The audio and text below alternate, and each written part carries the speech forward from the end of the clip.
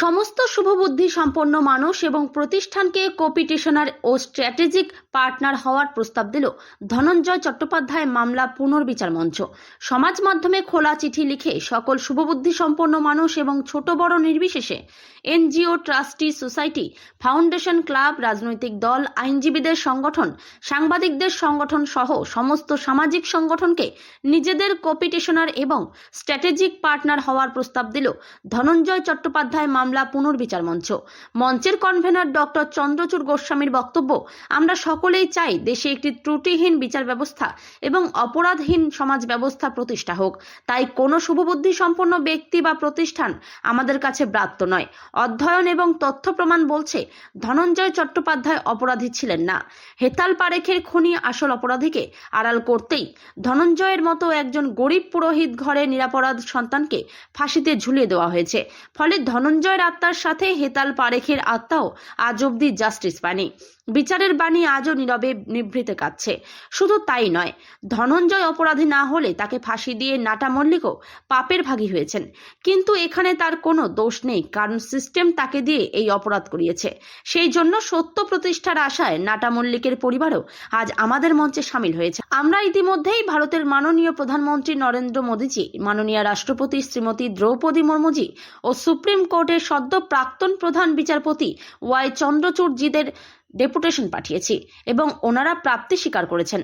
আবার আমরা নিজেদের হাতে বাংলার মুখ্যমন্ত্রী মাননীয় মমতা বন্দ্যোপাধ্যায়, মাননীয় আইনমন্ত্রী মলয় ঘটক ও মাননীয় কারামন্ত্রী চন্দ্রনাথ সিনহাকে ডেপুটেশন দিয়েছি। আবার সামাজিক দায়বদ্ধতার জায়গা থেকে আমরা নারী নিরাপত্তার কথা বিবেচনা করে ইতিমধ্যেই রাজ্যের বিভিন্ন জায়গায় ফ্রিতে মহিলাদের এবং বয়স্ক মানুষদের অত্যন্ত বিশিষ্ট ক্যারাটে প্রশিক্ষকদের দিয়ে নিঃশুল্ক সেলফ ডিফেন্স প্রশিক্ষণের ব্যবস্থা করেছি।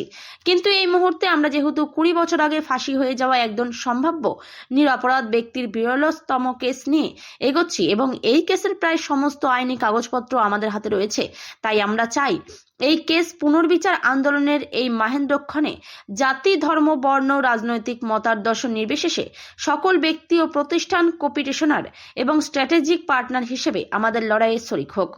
কারণ দিনের শেষে আমাদের সবার একটি ত্রুটিহীন বিচার ব্যবস্থা স্থাপনে ব্রতী হওয়া উচিত, যাতে ভবিষ্যতে আর কাউকে ধনঞ্জয় চট্টোপাধ্যায় না হতে হয়।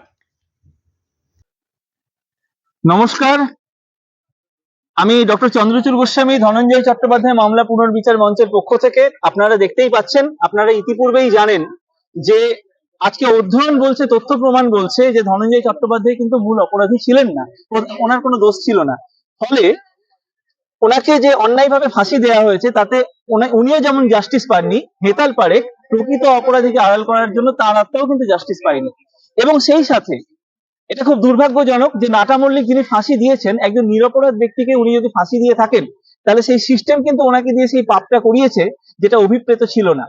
তো সেই জন্য আজকে আপনারা সবাই জানেন, আমরা ডেপুটেশন দিয়েছি ভারতবর্ষের মাননীয় প্রধানমন্ত্রীর কাছে, রাষ্ট্রপতির কাছে এবং সুপ্রিম কোর্টের প্রধান বিচারপতির কাছে।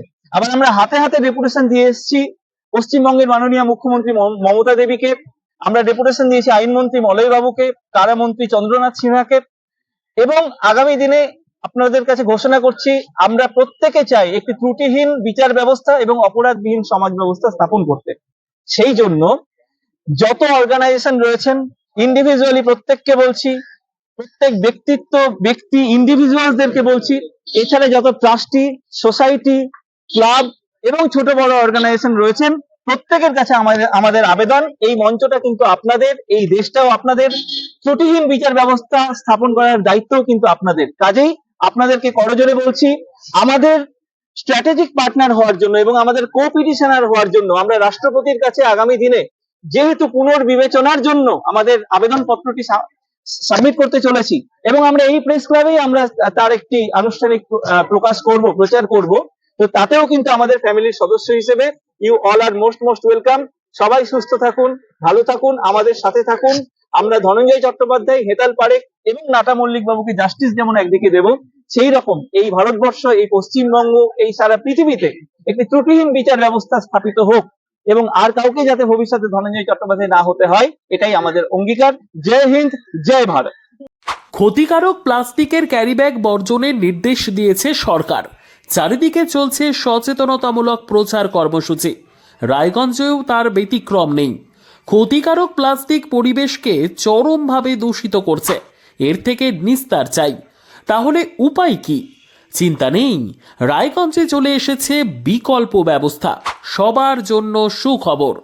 পশ্চিমবঙ্গ সরকারের অনুমোদনে আগামী সপ্তাহ থেকেই শহরে তৈরি হতে চলেছে পরিবেশ বান্ধব দূষণমুক্ত বিভিন্ন ধরনের বায়ো ক্যারিব্যাগ, যা অবশ্যই পচনশীল।